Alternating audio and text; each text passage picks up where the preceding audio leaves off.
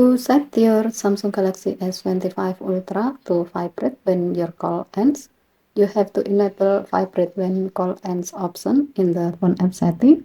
To do so, open phone app, tap more icon or vertical dot icon at the top right, and then tap setting.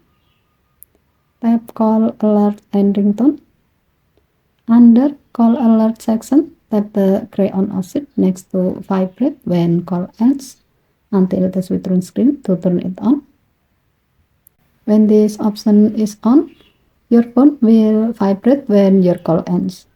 Given to the function, enabling vibration when your call ends can provide you a subtle yet useful alert, ensuring you know exactly when your call is disconnected.